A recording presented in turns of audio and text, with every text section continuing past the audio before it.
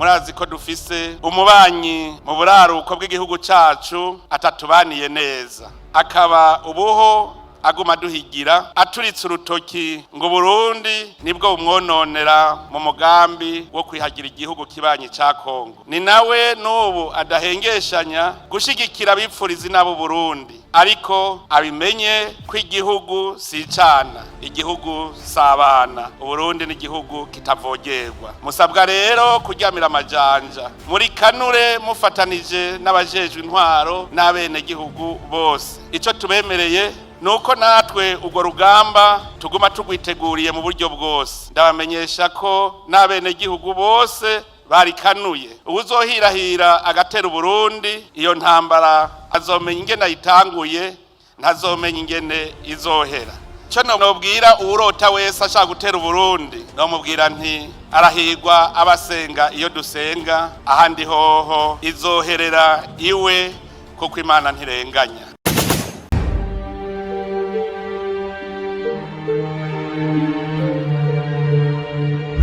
Nyuma y'uko abakuru b'ibihugu byo muri Afrika y'Iburasirazuba yose bagiriye inama perezida mugenzi wabo Evariste Ndayishimiye w'u Burundi, bakamubwira ko gutangiza intambara ku Rwanda ari nko kwiyahura, kuko ngo atangije intambara ku butaka bw'iki gihugu akarasa Kigali nk'uko kenshi abyigamba, amasaha 72 yajya gushira urugamba rwose ruri kubera i Bujumbura mu buryo bwuzuye. Aba baramubwiye bati yo Kigali uvuga ko uzarasura yibarirwa wa mugabo we, kubera ko uwo mujyi uvuga ko uzarimburisha ibiturika byawe n'igisirikare cyawe ngo cyatojwe bidasanzwe, ndetse ukaharasa ngo yibereye iwawe. Ibyo byose nugushyira intoki munsi y'ibirenge ukikira igiti ugatera agatwenge gake gake, kubera ko Kigali iri munsi y'izina ry'umwafandi w'igitinyiro cyinshi cyane ku butaka bwose bw'umugabane wa Afrika. Uzaperereze ku izina rye, yitwa Kagame, umuhanga cyane mu gutegura no kurwana urugamba rwo mu misozi n'amashyamba. Aba baperezida babwiye Evariste Ndayishimiye w'u Burundi ko ibimushuka ari intwaro ahabwa n'Ububirigi akumva yabyimbye. Bati rero wicunge, kuko wohejwe n'Umubirigi ukinjira ku butaka bw'u Rwanda gutyo gusa wahondagurwa, Ababirigi ntibanagutabare bakigira nkaho nabyo babonye, bagakomeza bakinywera agashampanyi kabo gake gake, naho Bujumbura yose iri mu marira.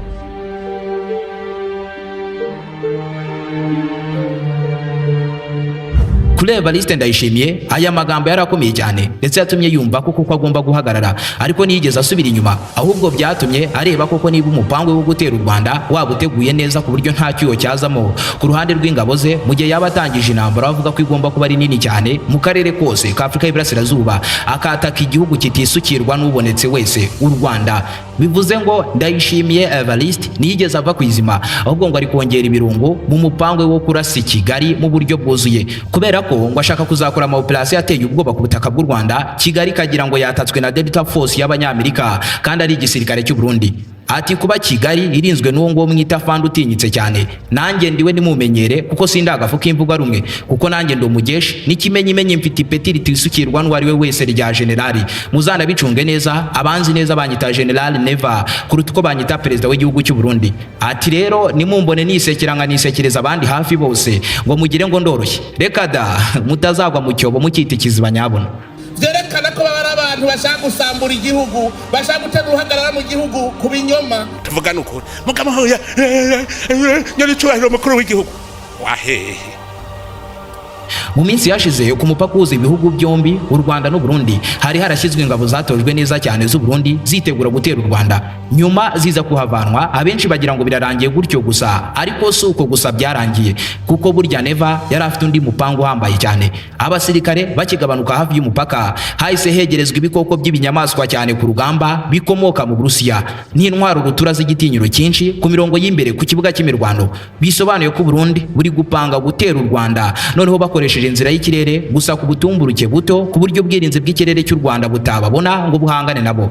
Ndavuga MiL-24 ni kajugujugu ikorwa n'abasore ba Putin nyirizina, ikaba intwari irindwa mu biku rugamba ku rwego rwo hejuru. Izi nizo rero ngo ziri gutegurwa zigomba kwataka amatware y'u Rwanda. Mw'abantu mwe General Never nta kina, ibintu yabirakariyemo bikomeye cyane. None se iki gikoko ni bwoko ki? Ku rugamba cyitwara gute ku buryo cyahabije abasirikare hirya no hino mu isi yose? Iyi ntwaro u Rwanda rufite ubushobozi bwo kuyirwanya, cyangwa ni umudakubitwa udahangarwa ku rugamba? Ibisubizo by'ibyo bibazo byose ndetse n'ibindi byinshi bisa nkabyo bikubiye mu minota mike cyane ugiye kumarana nanjye muri iki kiganiro cya none. Mbahaye ikaze mu kidege rutura cya MiL-MI24. Niba ari ubwa mbere wari wisanze kuri umuyoboro mugari w'ibyegeranyo mu Rwanda, icyo usabwa ni ugukanda subscribe ugafungura inzogera kugira ngo ukomeze gutungurwa no gusobanukirwa na byinshi cyane bimeze nk'ibicanganye kuri iyi sinzima dutuye. Ndi Aime Christian. Ikaze. Nukuri biteye isoni n'ikimwaro ku muntu w'umugabo ugera mu gikorwa cy'abakuze ugahirika isegonda rya mbere, irya kabiri ugahita umanika amaboko bigitangira. Alalala, ubu mwaye pe. Ni ikimwaro kijya kungana n'igiterwa no kugira ingano idashimishije y'ubugabo. Ibi bibazo biremereye benshi muri iyi si, ariko ikiza hari ababifitiye ibisubizo birambye. Aha ni muri Vibratus, abahanga bemena amategeko bavurisha imiti yizewe ituruka muri Leta z'Ubumwe za Amerika no mu bihugu by'i Burayi, kandi ikaba imiti igaragaza impinduka ku wayikoresheje wese mu gihe gito gishoboka kiba kibarirwa mu masaha. Aba bifashisha imiti yujuje ubuziranenge nk'iyitwa Manufactured Tablet, ikiza burundu kurangiza vuba no gucika intege mu gihe cyo gutera akabariro. Kuri wowe ufite ikibazo kinanga zawe zacitse amazi cyangwa zabaye ibihuhwe, zisubira ku murongo kandi zikagira imbaduko, uwamenye Vibratus atandukana n'ingaruka zose yatewe no kwikinisha, kubura ubushake, abyumva mu migani, agakira burundu indwara nka kanseri ya prostate irangwa no kwishimagura ku bugabo, kumva udusonga dutera ku busabo bw'inanga, kwihagarika amasohoro, guterwa n'uduheri ku bugabo n'ibindi. Ubyumve neza ko muri Vibratus dufasha abadame batagira amavangingo n'ububobere, abazahajwe n'ama-infection ndetse n'abatagira santima. Isibye kuba imiti yacu tuyigusangisha aho waba uri hose mu gihugu cy'u Rwanda, niyo waba uri mu bihugu bya kure, iyo mu mahanga tuyikugezaho kuko dukorana na DHL ndetse n'iposta. Muri icyo kibazo cyakuzahaje uduhamagare cyangwa se utwandikire kuri nimero uri kubona muri screen yawe. Dukorera mu mujyi rwagati wa Kigali mu nyubako ya Mike kuri floor ya mbere mu cyumba gifite nimero 23.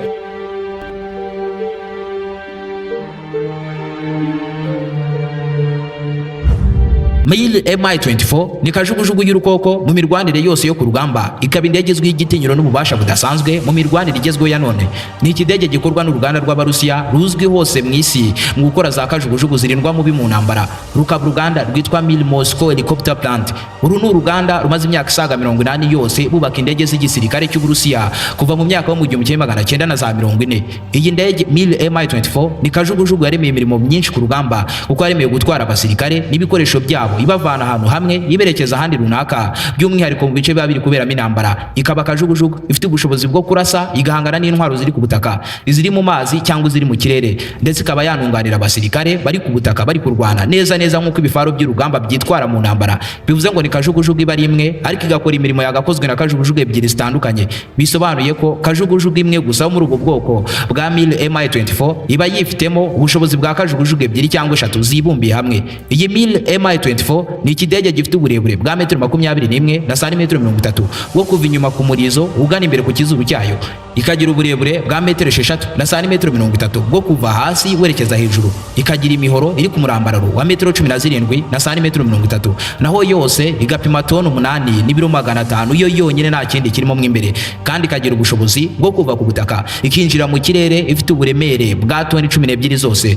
Kugira ngo usobanukirwe neza ubunini bw'iki kidege rutura cya MiL-MI24 neza nk'uko kingana, buriya zino bisi nini cyane zitwara abantu mu mujyi wa Kigali mu buryo bwa rusange, izi zashira umuteto kuva imbere hazo werekeza inyuma ziba zifite uburebure bwa 8 na santimetero 50. Bivuze ngo bunini bw'iyi ndege bungana nk'uko wahuriza hamwe izi bisi ebyiri zashira umuteto zitondetse ku murongo, imwe inyuma y'indi byegeranye, maze inyuma ukongeraho na katwegerane, ukongeraho ko iyi kajugujugu ifite imihoro migari cyane kuruta ubugari bw'inyubako hafi ya zose ziri ku butaka bw'umujyi wa Kigali. Mu magambo make ni ikidege cyakwicara mu muhanda w'i Kigali kigakwira mu bugari bwawo wose kuva ku mikono ibiri y'umuhanda ukongeraho n'inzira z'abanyamaguru hose kikahabyiga. Ni ikidege kiyoborwa n'abasirikare babiri barimo pilote ndetse n'ukoresha intwaro zose ziri kuri iyi ndege, uyaba yitwa Weapon System Officer, mu gihe inyuma h'iyi ndege ifitemo umwanya wagendamo abasirikare 8 n'ibikoresho byabo byose by'urugamba. Mbere yuko dukomeza ariko nyemerera mwibwirira inkuru nziza ku baturarwanda ndetse nabo mu bihugu by'abaturanyi. Ndabizi abacuruzi benshi baracyagurwa no gukoresha IBM muri mudasobwa bitewe nuko bibasaba ubumenyi bikanabasaba igishoro cyo kugura imashini yo kubikora. Ariko se wari uziko hari agakoresho kameze nka telefone kajyamo IBM kandi kagasohora resi ako kanya? Bivuze ko bitakiri ngombwa kubanza kwiga mudasobwa, cyane ko aka gakoresho kanahendutse cyane. Ubyumve neza ko kanafasha mu kubara ibyacurujwe byose ndetse no mu bindi bikorwa bigiye bitandukanye. Iyi ni POS ntoya igendanwa ndetse n'ahandi wayisanga muri uru Rwanda uretse muri Prime Core Electronics. iduka rya mbere mu Rwanda ricuruza ibikoresho by'ikoranabuhanga ku giciro kinogeye buri wese. Aha niho usanga mudasobwa z'ubwoko bwose, kuva ku ntoya z'abanyeshuri, izo gukoresha mu kazi, iza MacBook kugeza no kuzama gaming zifite ingufu ziremereye cyane, ndetse bakagira n'ama desktop y'ubwoko bwose, bakagira accessoires z'imashini nk'imigozi zicaginga, keyboard na mouse by'imigozi cyangwa wireless, n'ama stand ndetse n'ama bags z'ama laptop byiza cyane kandi bitaboneka ahandi hari hose muri uru Rwanda. Dukorera mu mujyi wa Kigali mu nyubako ya Town Center Building TCB munsi ya Makuza Peace Plaza. Ku bindi bisobanuro ushobora kuduhamagara cyangwa ukatwandikira kuri WhatsApp yacu kuri nimero uri kubona muri screen yawe.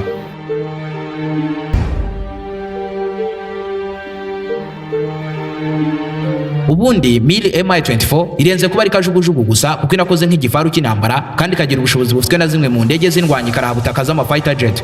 Uyirebeye inyuma ni indege ifite amadirishya kandi manini cyane y'ibirahure ahagana imbere, bikaba ibirahure by'imitamenwa bidakangwa n'amasasu ndetse n'ibiturika. Imbere hayo hakoze ku buryo abapilote bayo babiri bicara bakurikirana, umwe imbere undi inyuma.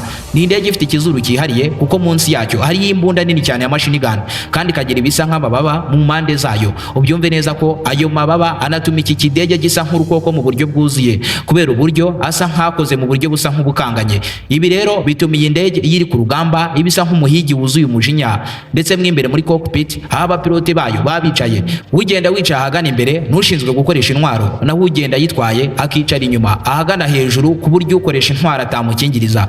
Ibyo rero bituma imbere h'iyi ndege hegerana cyane ku buryo kuhapima igisasu cyangwa igiturika byo biba biri munsi yo kudashoboka. Nk'uko nabikubwiye mu kanya, kimwe mu bigira Mille Mi-24 indege idasanzwe ku rugamba nuko ari kajugujugu ifite amababa mu mbavu zayo, mu gihe izindi nayo zigira cyangwa se zikagira amababa mato cyane ugereranyije n'iyi ngiyi. Aya mababa rero niyo abakoranye n'intwaro za rutura zibasha kuba zarasa za misile cyangwa ibisasu by'amarokete mu gihe indege biri ku rugamba irwana ku mirongo y'imbere ku kibuga cy'imirwano, kandi ayo mababa akanagira uruhare rukomeye mu kongera umuvuduko w'indege ya kajugujugu. Ibi bigatuma rero hari abahanga cyane mu by'urugamba bita iyi ndege ngo ni a half fighter jet kubera igitinyiro nk'icy'indege z'indwanyi kabuhariwe zimwe zirwanira hejuru mu bihumbi bya za metero uturutse ku butaka. Mille Mi-24 ikoranye imihoro 5 igenda yikaraga hejuru, ikanagira uduhoro duto tugenda twikaraga ahagana inyuma ku murizo wayo. Ikindi kandi gituma iyi ndege yihariye koko ni uko ihagarara ku mapine, ariko ivuye ku butaka ikinjira mu kirere aya mapine ihita iyazinga ikayabika mu bubiko bwayo bwabugenewe neza neza, nk'uko bigenda ku ndege nini cyane zimwe zitwara abantu mu buryo bwa rusange n'izikorera imizigo y'ubucuruzi cyangwa ya gisirikare. Ibintu bitaboneka ku zindi ndege z'amakajugujugu nk'aya y'urugamba.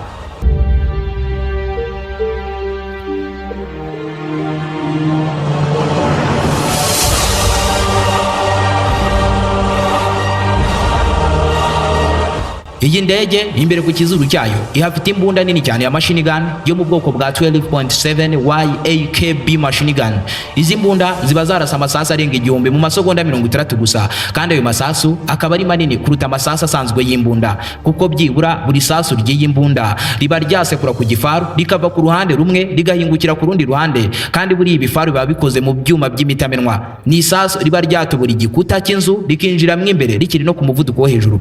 Iyi machine gun rero y'iyi kajugujugu igikoresha ishaka kurasa ku basirikare bari ku butaka, ishaka kurasa ibimodoka bya gisirikare bimwe bitwara ibikoresho by'abasirikare, cyangwa ishaka kurasa ku birindiro by'umwanzi, kuko ibirasira ku muvuduko wo ku rwego rwo hejuru. Gusa ku ndege zimwe na zimwe za Mille Mi-24 ahari machine gun hari ubwo haba hari ikibunda cya rutura cyo mu bwoko bwa 30mm cannon. Ni ikibunda kiba ari kinini kandi kikarasa urusasu narwo ruremereye cyane ndetse kikarasa kure hashoboka. Iki kibunda kiba gifite ubushobozi bwo kurasa amasasu angana nka bwa bukanete bushyirwamo za saradine cyangwa ubwoko runaka bw'inzoga, mu gihe andi masasu asanzwe aba ajya kungana nk'urutoki rw'agahera ku kiganza cy'umuntu mukuru. Bivuze ngo ni isasu riba rikubye mu bunini risanzwe hafi inshuro 20 zose, ndetse rikagira ubukana buhambaye cyane kuko riba rifite ubushobozi bwo kurimbura igifaru cy'urugamba kigahita kijya hasi cyose. Ni isasu riba ryatubura inkuta z'umutamenwa cyangwa ibyuma bisanzwe bidakangwa n'amasasu cyangwa ibiturika mu buryo bwuzuye. Ubyumve neza ko izi ndege ziba zifite intwaro irasa za rocket kandi kazirasa ari nyinshi cyarimwe. Ibaze ko iyi ndege iba yarasa za rocket zirenga 30 cyangwa zikarenga bitewe n'ubwoko bw'indege cyangwa ubwoko bw'ibisasu by'amarokete. Gusa imwe muri izo rocket ibihagije ngo itere iturika rihambaye cyane ku mirongo y'imbere y'urugamba, kuko igisasu kimwe cya rocket gishobora gusenya inyubako yose ikajya hasi bitewe n'uko ingana. kiba cyaterura ikimodoka cy'urugamba kigaturika ndetse kigafatwa n'inkongi y'umuriro kikaka kikagurumana. Bivuze ngo igisasu nk'iki kiba cyanangiza byinshi nko mu gihe cyakwitura mu birindiro by'ingabo. Ibaze ko izi ndege za MiG-24 zinagira intwaro irasa za misile zihambaye cyane kandi zo mu bwoko bwa 9M15.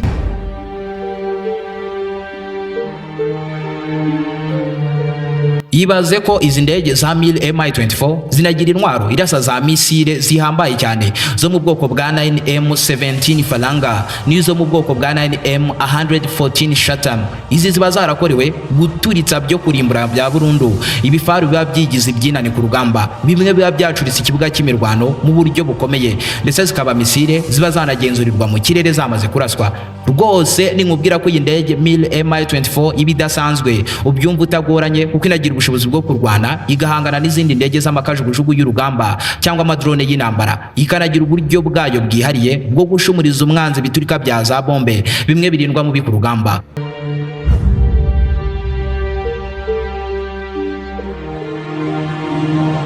MiG-24 ni imwe mu ndege z'amakajugujugu y'urugamba abasha kugurukira ku muvuduko wo hejuru kurenza izindi zose ku rwego rw'isi yose, kuko ibasha kugurukira ku muvuduko wa kilometero 270 mu gihe cy'isaha, mu gihe iri kugurukira ku butumburuke buto hafi cyane y'ubutaka, naho mu gihe iri ku butumburuke bwo hejuru ikabasha kugera ku muvuduko wa kilometero 335 mu gihe cy'isaha. Bisobanuye ko iyi kajugujugu yava mu mujyi wa Kigali ikagera mu mujyi wa Huye bitwaye iminota 30 yonyine. Ubyumve neza ko iyi kajugujugu yaciye agahigo ka kajugujugu ya mbere yihuta mu isi ya gisirikare mu mwaka w'1979 nyuma gato ikimara gukorwa, ndetse kugeza n'ubu iracyari mu za mbere mu isi hose zihuta ku muvuduko wo hejuru. Ni indege iguruswa na moteri ebyiri kandi z'inyembaraga zo mu bwoko bwa TV3-117 turboshaft, aho imwe muri izi moteri iba yatanga ingufu zibarirwa mu ma horsepower arenga 2200. Bivuze ngo izo moteri zombi zitanga horsepower y'ibihumbi 2400.